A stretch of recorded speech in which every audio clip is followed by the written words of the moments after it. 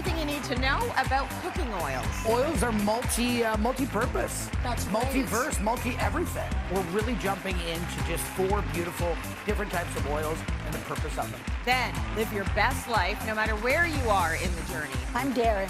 I get up in the morning and I said, you know what, girl, you can do it. Yeah. If you want it, you do it. And later, 4 types of fitness you need to be focusing on. And if you want to amp it up, you just lift those knees up a little higher. Yeah, it's not going to happen, okay? Rip. You show us what. All right, you can bring the knees up higher. All right. It's Cityline with Tracy Moore.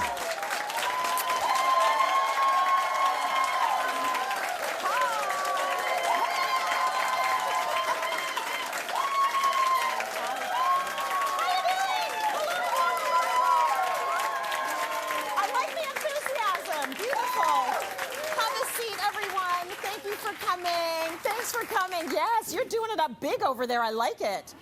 More is more here on the Cityline set, let me tell you. Happy Wellness Wednesday, everyone. Any Harry Styles fans in the audience? Get this. Today we are chatting with the leader of his fan club. Yes, we are. But first, let's get into the kitchen. Cooking oils are a kitchen staple, but a lot of us are using them wrong. So here with a chef-approved guide to using your cooking oils correctly, we got Matt Dean Pettit. All right, Matty, it's not just one cooking oil for all dishes, is it? That's right, Trace. So apparently even people that work here are using one oil in their kitchen for everything, and it is not. You know, oils are multi-purpose. That's right. Multiverse, multi-everything. Multi-everything, but you need to pick the right oil for the right recipe because it's going to help you get the right result. It is. It's about having the right result. And again, it also is from a health side, from a dietary side, from the output of the dish, the execution. Yeah. And you know what I mean? It's like having the right gloves for the season or the right boots to go out in the weather, right?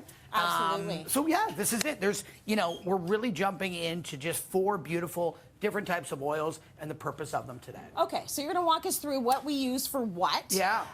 Let's start by talking about frying. You know it. What are we going to fry with? Frying, sauteing. So something such as when you're getting, obviously you're using a frying pan, we've got something that's going to go into some high heat.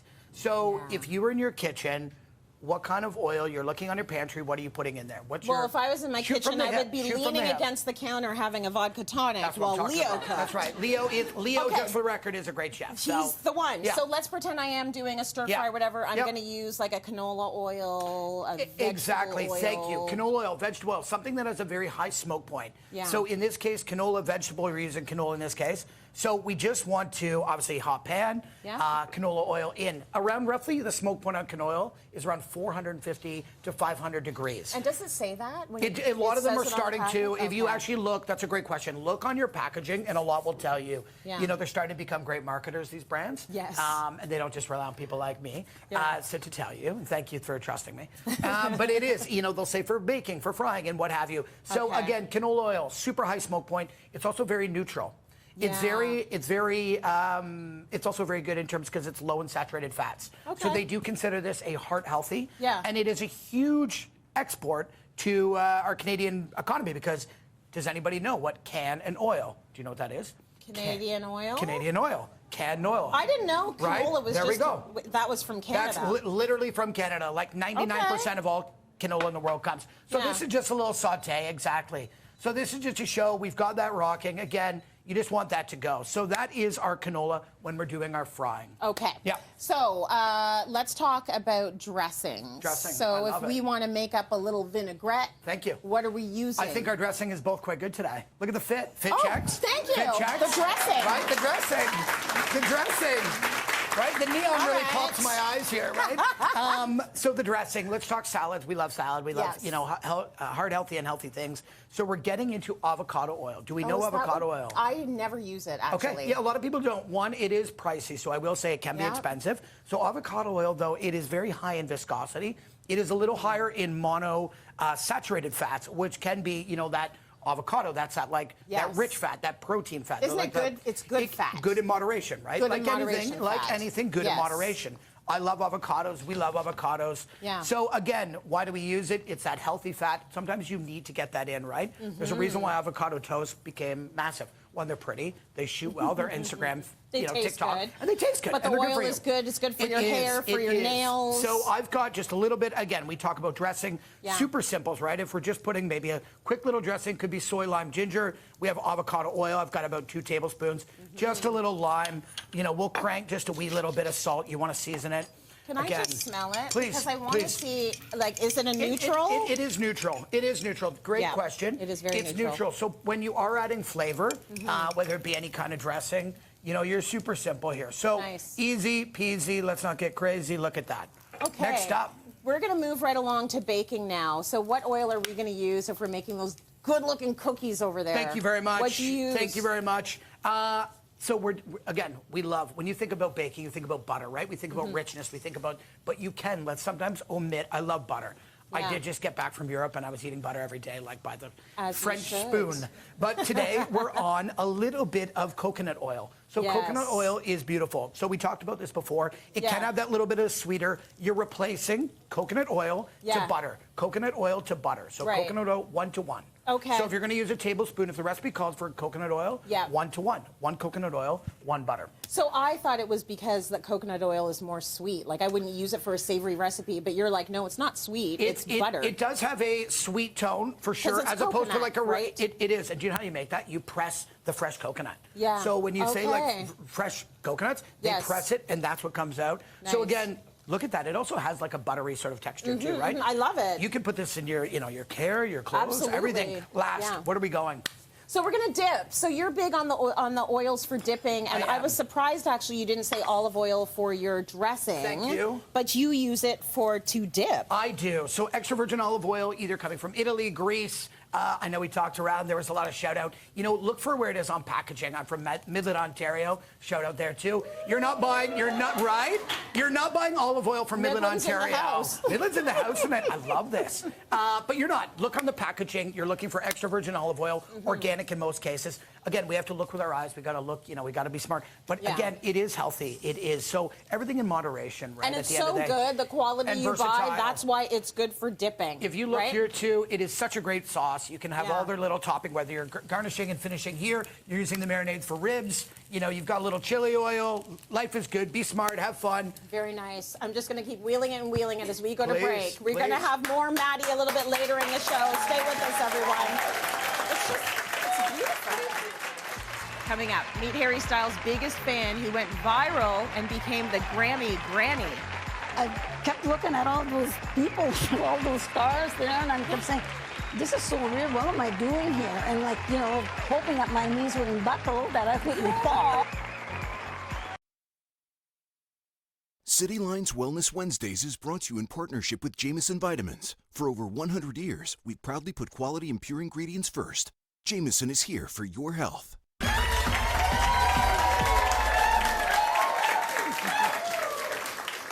Welcome back, everyone. And get ready to meet 2 extraordinary women who are proving there is no age limit when it comes to experiencing some of the greatest adventures in life. Get ready to be inspired to live your best life, no matter where you are on your journey. Let's give a warm welcome to Reina Lafantaisie and Lee. I'm so excited we have you here. We've been working on this one for a while, so it's great to have you both. Reina, I'm going to start with you. Thank you. This all started with a video that went viral that your granddaughter secretly filmed of you and your love for Harry Styles. So let's just take a look. Just very, very talented. But he's his own person. He's a very smart man and a caring man. About being talented, about giving a great show, being good looking. He's everything. He's still humble. He's still a nice person. To me, that's a star. Okay, it's the seriousness of it. Reina's like, no, but he's amazing. And you have to understand. So you didn't know that you were being filmed, and you can tell that in the video. Like, you're being filmed from the side, so I would you have didn't been a know. little nicer, maybe. You were not unkind, though. You were passionate. So how did you feel when you found out you had gone viral? Like, tell us the story. Tracy, to be completely honest, I was upset because when I looked at it, I said, "Oh my God, did I really sound like that?" It was just my poor son that I told him to be quiet. I was upset, but I soon got over it because, you know, I'm talking to Renee, and Renee and I have been pals for a long, long time. Yes. So I just said she didn't mean any harm, but I didn't think that it would go where it went. But, you know, it turned out pretty good. Well, we're going to talk about where it went because that video got you on the stage at the Grammys giving Harry Styles his award, his Grammy for Album of the Year. I mean, it's Harry Styles, Trevor Noah, and you. Like, you're up there on that huge stage. What was going through your mind at that moment? Like, I was at home watching you in my pajamas. And I'm like, she's on the stage with Harry Styles. What were you thinking? Oh, my God. I kept looking at all those people, all those stars there, and I kept saying, this is so weird. What am I doing here? And, like, you know, hoping that my knees wouldn't buckle, that I wouldn't fall or whatever. And I was a little bit frazzled because Harry had come to introduce himself just when he got this last award. So it was quite overwhelming. But, you know, I just said, hey, I'm here. I got to do the best that I can. You did amazing. And from where I was sitting, you did not look nervous at all. I mean, like, Beyonce's on the, like, Beyonce's there. I know. And you were just like, here's your award, Harry. Like, you look cool as a cucumber. I kept looking at Beyonce because I said, in my mind, I said, what happens if she wins and Harry doesn't win? Am I going to start crying? What am I going to do? I don't know. And she, like, it was quite the thing to be looking at all these people there in front. It was phenomenal for us to watch, I think, because it's amazing to see you, like, you hit your stride at this time in your life. And Sue, I want to talk to you about that as well. So you've recently had a life change with a brand new career, acting. So is this something that, and by the way, you two are the cutest, is this something you've always wanted to do, Sue? And if you did, like, did you think about this when you were younger? No, it came nowhere, actually. I never thought about having a career in acting. Yeah. And after I immigrated to Canada, I was so busy working and raising children, and I never had time for me until now. And last year, my daughter asked me if I wanted to have an audition for the TV show. So I said, okay. I never expected I would get it, but I got the part. You got the part. Yes, and then after that, I joined the Porter Group agency. Yeah. And then I was getting more auditions, and I was getting busy. I had a few commercials, and then also I landed a recurring role on a new TV show. Yes. It's been amazing. I feel so blessed. Yes, amazing. I love that you feel that way because you're inspiring all of us and you are living the life you should be living. There is there's no fear there. It seems like you're just like someone gives you the invitation and you say, yes, let me try it. Yeah. I'm That's not afraid. Yes, I like to try afraid. new things. That's a beautiful thing. Yeah, thank you. So, Reina, back to you. Your life has changed a lot since you stepped on that Grammy stage. So you've traveled to England with your granddaughter to reunite with Harry, like old pals. Reunite with Harry at his concert. You were featured in a Harry Styles-inspired magazine spread with your granddaughter. Like, this is so surreal. What does it mean to be able to share these incredible moments with your family? Tracy, it's awesome. I've always had my family is very supportive of me, and like Mary, I'm daring. If I want to do something, I do. I get up in the morning and I says, you know what, girl, you can do it. Yeah. If you want it, you do it. And it was just, I don't know what.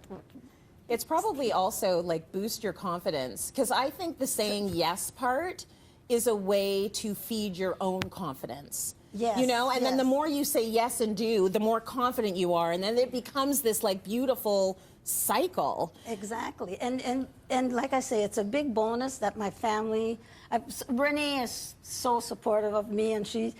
That's your teaches me- granddaughter? That's my granddaughter. Yes. And she always says, "You can do it." We're Lynette." looking in the audience because there she is. There she is. I want to go back to Sue for a second then. Part of your journey as an actress at 77, you've mentioned commercials, gigs, now a reoccurring character on a show on CBC Gem called Gangnam Project. So first I want to take a look at Sue in action, and then I'm going to ask you about it. Take a look.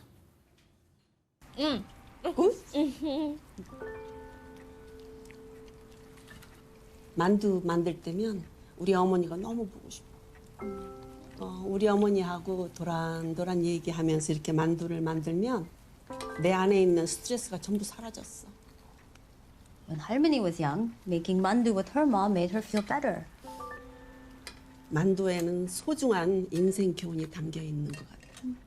Multi-generational, multilingual. I want to know if you feel supported on that set, Sue. How does it feel? Oh, as I feel so lucky. First of all, my daughter made it happen. Yes. And when I first got this role, I thought, because I don't have any experience, I thought it's a small show.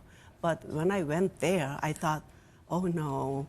And I felt so nervous. So I went to the director. I said, I'm so nervous because this is my first time. That's what I said. Yeah. And then Romeo said, oh no, you got the role through an audition. Don't worry. That's what he said. Yeah. And whenever I finished my scene, the directors say, oh no, Mrs. Lee, beautiful, good. That's what they say. And especially the Romeo. Whenever I finished my scene, the harmony is a grandmother in Korean. So, harmony good. That's So you feel good. Amazing. I was so happy doing that. Yes. And yeah. I think it's a beautiful thing that you were just owning this time in your life. Reina, you're also the leader of the Harrys on Instagram. So you are the leader of the Harry Styles, people with more than 85,000 followers, the online community. Now that you've gotten past going viral, are you good with your online community? Oh, yes. I'm very, very proud of that family because they're so good. They're good people. They love life. And I love communicating with them, the comments, and I've got a family all over the world. I'm quite happy about that. It's a beautiful thing. And it's a beautiful family. Especially, I mean, you're still in your 70s, both of you, but you are thriving in your 70s and trying new things in your 70s and starting new careers in your 70s. And a lot of it has been based off of the granddaughter, the daughter, the support from your family, and the lack of fear. And I feel like that's a lesson that we can all take. The support from your family and the saying yes. We've got to say yes to opportunities and keep that vibe going, right, for the rest of your life. So, do you want to say one more thing? Yeah, because I used to think, when I raised my kids and then I had my career and I'd say, that's going to go in my bucket list. That's going to go in my bucket list. Then one day I realized, the bucket list is going to get pretty heavy. You're going to get older, and none of these things are going to happen. Right. So that's when I said, no, I'm going to make it happen, and that's. And I think that a lot of the ladies are like that. You just have, because I hear it all the time. Yeah. I think you should just say, no, I'm going to go for it because we only come around once. That's all we got. That's all we got. Sue, Reina, thank you so much. Thank you so much. Thank you. Let's go to break. So inspired. One more coming up. Stay with us.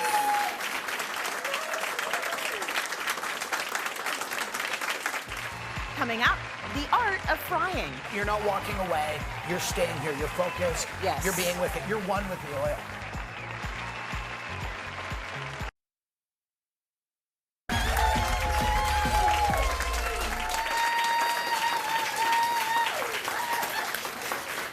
You know, the whole time I'm doing the show, all I'm smelling is oil, and I love it. Thank you. So earlier in the show, Chef MDP gave us the lowdown on the best oils to use when cooking.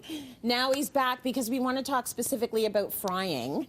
And we're going to talk about shallow frying. Yeah. So it's something that, you know, can elevate our cooking. What does it mean to do a shallow fry? So shallow fry is the complete opposite of a deep fry. Deep fry. Okay, I'm out of here. Thanks, I feel everybody. really I'm good. smart. I'm out of here.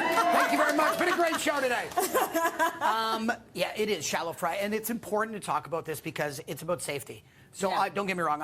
We all love deep fried foods, right? It's like it's crispy, it's salty, it's savory, it's sweet, whatever you're doing. Have you ever had a deep fried Mars bar? Yes. Woo-wee. Yes. Beautiful. I had it at C&E. Yeah, they're fun. Yeah, right? yeah, so good. And so anyway, it's just about doing it safely. So a shallow fry is, again, two things. Good oil that is going to fry at a high temperature. Got it. And if you remember, what oil are we using at a high smoke canola point? or oil, yeah. Exactly, a canola, a vegetable, something that is you could use avocado. Right. It's got a very high smoke point again, but it's also very expensive. Yes. So don't do what my kids do and throw in a batch of olive oil. That's just it. Extra virgin olive oil. Glug, glug, glug, glug, glug. Can you imagine? That's so much money. So there's two things you did They mention. learned the hard way. Don't ever do that again.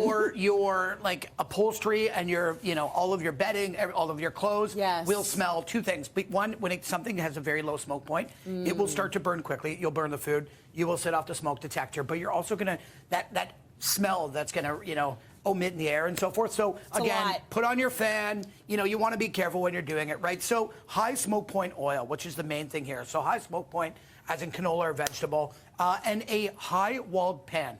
So as you can see, we're using a cast iron here. So it's a cast iron, beautiful sort of Dutch oven style, high walled pan. We do not want to be like, again, a small little pan. You don't need something too crazy, but you're just placing in safely. And do you want the oil? You want the oil to cover all of whatever you're going to put in there if it's a shallow fry? Yeah, you know what? You could go almost full coverage or like 75%, 80. Okay. Yeah, and you can sort of just move it a wee bit. But again, as you see how we've set this up, clean. We've got our tools. We've got some safety stuff just in case. I wonder what we should make. Let's make French fries. Let's make French fries. How about fancy kind? Because we're going to do fancy-ish. Yes. But still approachable and still affordable in your kitchen. So we're going to make truffle fries. I love truffle fries. Oh my gosh, so do I. So russet potatoes, Yukon potatoes, something that's got like a good little fleshiness to it. Yeah. A potato, not necessarily like a baking potato, but you want something that's got that little starch, which is interesting enough because you're going to pull out the starch. So when you make these, at home, I think the magic question is when you're making fries at home, how do you get them nice and crispy, right? As opposed to that sogginess. Yeah. So russet potato, we're cutting everything in. And we're just cutting them into small little fries. Yep. Essentially what we want to do, this is part of the magic, is you want to have a little bowl of cold water. You could leave them overnight or even an hour works. Yeah. You want to draw some of that starch out. So is that the whole point in putting it in the water? It is. So you're drawing the starch out. You're pulling out extra moisture essentially from it, which is weird to say, but you're pulling out that starch from it. And then what we're going to do is we're going to let them sit. We've gone to one part here. We've let them dry. And we're going to do, it's a two-part, so it's called par boiling or par cooking. Yeah. So we're going to par fry. So these have been, from here, cut into pieces, left overnight. We're pulling out that starch. You want to dry them completely. One thing, oil and water do not mix, right? Oil and water do not mix. Make sure they are dry. When you put them in the fryer. So we have dried them here. These are already dry and ready to go. Okay. What I've done, actually, because this is TV, we've already par cooked these once. Okay. So we par cooked them, meaning we've dropped them for 2 minutes. Yep. And that's what's going to give the secret. So there's a science here. There's a science of why they're, crispy outside and soft in the middle. A pillow. I think, a little pillow softness. On the inside. A little pillow softness. Crispy on the outside. Thank you. So you put them in. You could write for Hallmark with that kind of stuff. They did That's a couple minutes in there. Yeah. You took them out and you dried them again. Dried them again. Right. You want to sit them, paper towel, put them on a little paper towel. If you want to be running tray. out of your kitchen because everything is popping up out of that frying pan, put wet things in there. Yeah, no, honestly, right? It is not. Vibe. It is not. So again, we're just going to get as much as we can in. And these have been, what did I say? We've cooked these already once. And this is what's going to make them crispy. And this is what's going to make them crispy. In. So it is that par fry. So as we do this, again, you really want to contain and make sure to watch and look after your oil. Yes. So you're not walking away. You're staying here. You're focused. Yes. You're being with it. You're one with the oil. While we stare at our oil. I'm one with the oil. I'm one with the oil. I want to talk about, because since we have a little bit of time now, when these guys come out, what are you going to do with that oil? So, great question. Are you going to keep it for 5 years like we do? Right? Exactly, like our parents did, and just keep it somewhere. I remember helping, like, my neighbors, like, you know, we were saying, too, like, take the deep fryer down, and you're, like, shaking this all around. And Great it's, question. Like, filled with oil. So you can reuse oil. You can. So when this is done, we're going to let it cool, and obviously, I might have a bigger one for all this oil. Yes. But you would have a bigger container and a bigger sieve, and you just want to strain it. Strain it, clean it. You can keep reusing you oil. want to get the chunks out. You want the chunks and take it away. You can keep reusing oil multiple times. Okay. Rule of thumb generally is like 5. You will know 5 times. Okay. Instead of 5 years. It's like 5 days, months. 5 months, or 5 So years? you will know when your oil starts to go off. It can turn in color. It will go musty. It will go like almost a rancid. Again, 2 things. Keep oil always out of direct sunlight. You want it in a cool spot, right? And when this is going to be done, you want either, if you're going to use this again, strain it, and you want to let it cool. You can sit it on the pantry, but I like to put it in the fridge if you're going to throw it out. If you're not going to use this, take it, remove it, let it harden in the fridge or freezer, and dispose of it. You can throw it in the trash. There is certain restaurants, if you go online, you can look. There is actual disposal places that you can collect your oil. Yeah. So the other thing that you said your mom taught you from a very young age is the oil never goes down the sink. The sink, the drain. Don't ever put it down the drain. Or the washroom, or the toilet, anywhere like. No, none of those places. Yeah, none of those places. So you're going to either keep it, or you're going to make it cold 100%. So that it solidifies, 100%. and then you can throw it out. But it is good that you said, I'm glad you brought up the reuse part, because it is important. Absolutely. And you can. It is. That's good oil. What are we doing here for a second? As you know, like anything that comes out, we're seasoning. Yes. We're always seasoning. Do you want to do a little quick season with me? Oh, the Salt Bay action here. I was salivating while watching you. Oh, sorry. You gotta go higher. It's a thank you. And it's not just to be fancy, but you get even distribution. Oh, is that what it is? That is what it is, T. Okay. So we're gonna go right in. These are obviously truffle fries. As you saw, I just put them into a little paper lined tray. And I can see that they're like shatteringly crisp now. They are shatteringly crisp. We're gonna hit it with a lot of Parmesan cheese. Nice. Let's get a little bit of truffle oil. I love white truffle oil. Me too. I know we're just gonna garnish this. Oh, I'm gonna hit that with a little bit of that.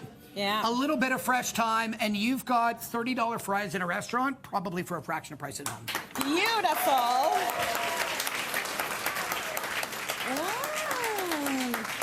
It's crisp. Okay. If you want to recreate these fries at home, go to our website, cityline.tv, to get the recipe. That's right. You're putting more cheese on there. Yep. Let's go to break. We got more coming up. Stay with us. Go. Coming up, the 4 things you need to add to your workout. Well, you want to take a comprehensive approach to fitness, right? So we're focusing on endurance, we're focusing on strength, balance, and also flexibility.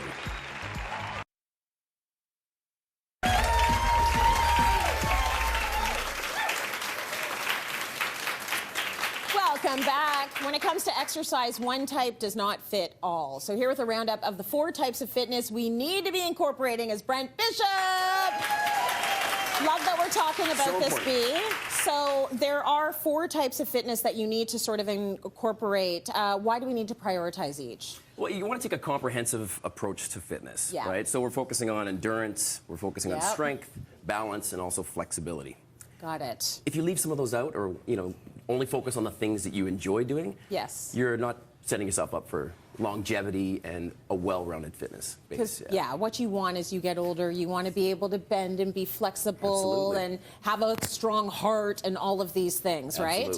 Okay, so we are going to start with endurance. What does endurance mean? Why is it important? Well, we're targeting the your cardiovascular system, your heart, your lungs, warding off disease, chronic diseases and that. So it's really important to incorporate it. And I always say people, choose something that you're interested in. So, if you're not interested in bike riding, then don't bike ride. You can walk, you can dance, you can swim. There's so many different things you can do. Right? Even just jogging on the spot, right? Okay, so this would be endurance? Be endurance, focusing on endurance, getting that heart rate up. And again, it's going to help you with your metabolism and everything as well. Okay. And if you want to amp it up, you just lift those knees up a little higher. Yeah, it's not going to happen, okay?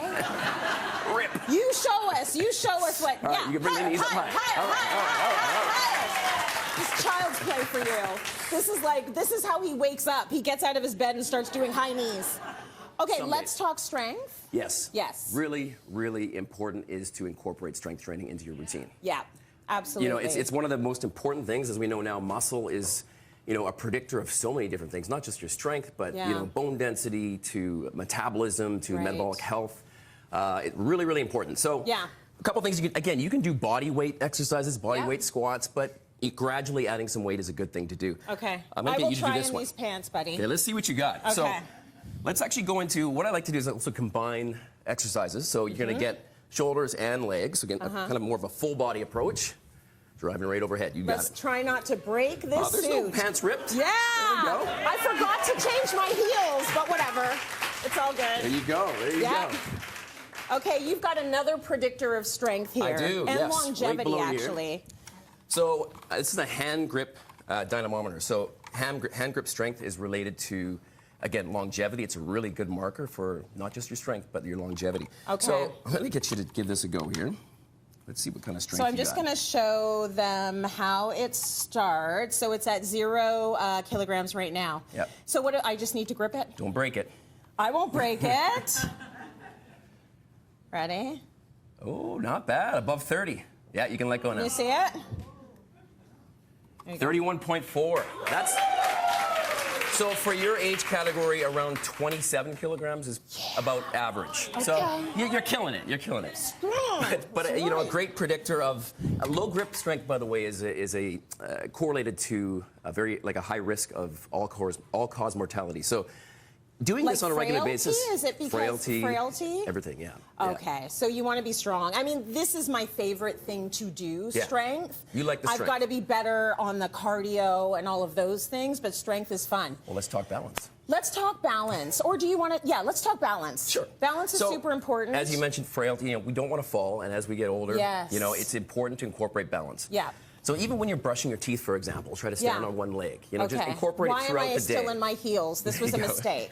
Here's a good exercise that you can do at any level. Yeah. So it's just a 3-point reach. So you're reaching out to the side, back, and forward. So if you're pretty good with that, let's give you another one where you're going to reach across. Okay, well, we'll just watch you do that one. Can you do that in heels? I can try. She can do it. There we go. Okay. Work on your balance constantly. The other thing that's really good to do for balance is like close your eyes when you do it, right? Way harder. Because then it's way harder. Absolutely. Let's talk flexibility. Yes. So this is our last one. It's the fourth one we need to really incorporate. I do find the muscles get really tight, and if you are not like making sure they are lengthened, everything is going to just be really squat, right? You want to increase the range of motion of your joints, but mobility is also an important component of flexibility. So you want to be mobile through a full range and have that strength through a full range of motion. Yeah, I do love mobility. I would say let's test your hamstring flexibility, but I don't know if you think you can do it? I think that he can do it. We're going to get someone from the audience. Laura, come on up here. So he volunteered. All right, you look like you're in good shape. Before you get into it, are you big on your flexibility like usually? I'm not as good as I should be. Of those 4, flexibility is my weakest. Okay, so perfect. We're going to get you to try that one. This is going to be a good challenge for you. All right, don't pull anything. So you're going to have a seat What does here. this machine do, B? It's basically testing your low back and hamstring flexibility. So the further you can reach, so your bottom of your feet are going to be right against here. Yeah. And you can toe out if you need to. Yeah, there you go. Perfect. All right, so what you want to do is straighten your legs completely. So lock them out, one hand over top of the other, and you're just going to exhale and gradually slide this, okay? Right to the end. Oh my gosh. I couldn't even get close to that. I tried it a little earlier. Yeah. Not bad. So you feel back here quite a bit, right? Yeah, back of the knees. Yeah, not bad at all. Okay, so basically you're trying to go as far as you can and like fold yourself into like in half if you can. That means you've got really good flexibility. That means you've got really good flexibility. I really appreciate you doing that in your suit as well. Thank you for that. Very, very good. Impressive. Fantastic. You can stay here. As a matter of fact, you just want to throw to break, just say we're going to break and thank you, Brent. We're going to break. Thank you, Brent. Good. See? You can also do TV. We'll be right back. Stay with us. Coming up, the realities of race in the school system. When we want to do the work of equity, that love transcends all identity.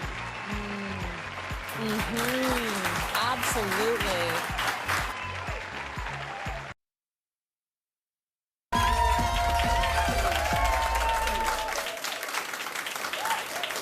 Welcome back, everyone. Our next guest is no stranger to cultivating change by having tough conversations and addressing the harsh realities surrounding race, identity, and belonging. His story takes us on a journey from boyhood to becoming a man, breaking racial barriers and defying stereotypes along the way. Here to share his debut book, Black Boys Like Me, is educator and author Matthew R. Morris. Welcome, welcome. Thank you. It's great to have you here, and congratulations to you for this beautiful and insightful book. So thanks for joining us today. At what point did you decide, like, I've got a story here and I need to share this? Well, when I first got to the Faculty of Education, that was the first time I actually paused and started to reflect not only on my experience and my story, but the experiences of so many other young, urban black males. That was the first time where I knew that the stories and experiences that we endured needed to be shared with the general public. Right, because your experiences might be a lot different than what people are thinking, right? You're going through certain things. So when discussing your journey as a new teacher, you actually mentioned the closer that the closer you got to feeling comfortable in your clothing, the farther you fell from being professional. Absolutely. Tell me about that dichotomy. Yeah, so, you know, I cling to hip hop. It's part of my culture, right? And shout out to Scarborough, Ontario, where I was born and raised. Yeah. And for me, with the degrees that I began to earn and I embarked in this career in education, and the closer I got to feeling comfortable and dissolving that schism between the Mr. Morris from Monday to Friday and the Matthew Morris on Saturday and Sundays, the more comfortable I felt in wearing the clothes that was authentic to me. But it's ironic, the black experience and being, a black male, it's ironic that the more comfortable I feel in the clothing that I ascribe to somehow gives this signal that it's unprofessional or less professional. And this kind of happened to me at a picture day, and I talk about it in chapter 2 of my book, where the clothes that I wore for picture day, there was a few people at the school who actually asked me to change. Really? Yeah. I mean, I'm acting like I'm surprised, but I'm not. Yeah. Because the thing about it is so many things that are part of our culture are considered unprofessional. So the way our hair grows out of our head is considered unprofessional. Right. A lot of, what we lean on in our culture is considered to be unprofessional. So what do you do when you're in a situation like that? When you are not the majority and you are in these spaces, what do you pick? Because you have to navigate it. It is, I do, and we have to navigate it, and it's tough, but I work in education. I'm tethered to education, and for me, I feel like I would be doing a disservice to the youth, particularly the young black boys that I teach, if I didn't show up and be my authentic self. So I need to make sure that I show them the truest form of myself. Absolutely, and I'm happy you do that. The students need to see that, right? Yeah, 100%. In Black Boys Like Me, you've given us firsthand knowledge of your societal experiences, and as a black educator, how you've ensured that the young black boys that you are teaching are receiving the resources and support needed within our education system. So how do you do that? And that is it's a very big cross to bear. Yeah, it's real big. And for me, the way I look at it, right, and when you think of school, right, whether you're in it or not, everyone's gone through school, right? And there's that big C curriculum, the things that we learn in math and science and English class. And then there's that little C curriculum. These are the implicit whispers that the messaging that we get from teachers, from the institution, who's represented in the school. So for me, I lean on that little C curriculum. That is how I make sure that, people who are not necessarily in the center of the story are validated and supported, that these young black children feel that they can be themselves and that they're important, So for me, it's very important to show up irrevocably myself when I show up to classrooms. So they feel seen, right? Absolutely. I would be doing a disservice if I came to a school in, no disrespect, in a suit with a tie and hiding parts of my identity. This is who I am. I have the same credentials that everybody else in a school has. So for me, it's important to let these young little boys and little girls see that you could still show up and be yourself and be taken seriously. Yeah, and you can still be a professional, and you can still have all your degrees as you do. So Right. you wouldn't wear like a little pink and red number. I mean, no, I definitely do the pink on a Friday. A little bit, absolutely. yeah, on Friday. Absolutely. Talk to me about the most challenging chapter to write in this book. The final chapter is titled 6 p.m. in Toronto. And in this chapter, I kind of get to the crescendo of a through line in the book, and which is the relationship that I have with my mother. And, you know, I'm a black man. The world takes me up as a black man. But my mother was a first-generation Canadian of Polish ancestry. And in 2015, she was diagnosed with pancreatic cancer. And unfortunately, the diagnosis was at stage 4, and she passed away in March of 2015. And for me, just writing that chapter was therapeutic in a sense, but it was definitely difficult for me to get through. And although it was difficult to get through, I did learn important things that I didn't know before writing it. And one of those things was the idea that when we talk about this work of equity and inclusion and belonging, you know, my mother never looked at me like the black boy. She saw me as Matthew, right? And when we want to do the work of equity, that love transcends all identity. Absolutely. Because if you start, first of all, I'm so sorry. I'm so sorry about your mom. You know, eternally sorry about the moms who have been lost. But yeah, if you start from a place of love, you're going right through all of the bias. Right. So I like that point. I also like the cover. Like it's a beautiful. The artwork is gorgeous. So like tell us a little bit about this. So like, it's intentional. It's definitely intentional. You know, if you look at the cover, it's symbolic of a old school vinyl album cover, right? And I write the book with a hip hop sensibility, right? We're talking about these heavy topics like racism and race and black masculinity. And most of the times when we have these heavy conversations, they're written almost in an inaccessible form. And I want it to be as accessible as the music that we listen to, right? So the cover to me represents the hip-hop nature of the book, but both also the linear lines at the top that kind of evolve into the chaotic and static lines at the bottom that represent the experiences of navigating life as a young black male. Well done. And next up, I heard that it's a PhD. That's next on the list of things to smash, Matthew? Absolutely. PhD starting in September, a couple more tattoos, hopefully, and continue to teach. All the ink, all the ink. Matthew, thank you so much for sharing your story with us. And the conversation doesn't end here because you're all going to go home with a copy of Black Boys Like Me. Read it. It's incredibly accessible. You've written it in a great way. Let's go to break. We'll be right back. Stay with us.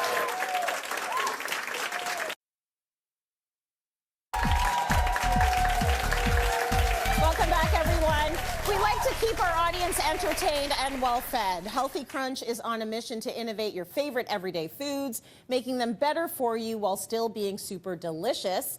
They're allergen-friendly and lower in sugar, and our audience every day at Cityline gets to snack on them before and during the show. So thank you to Healthy Crunch for that.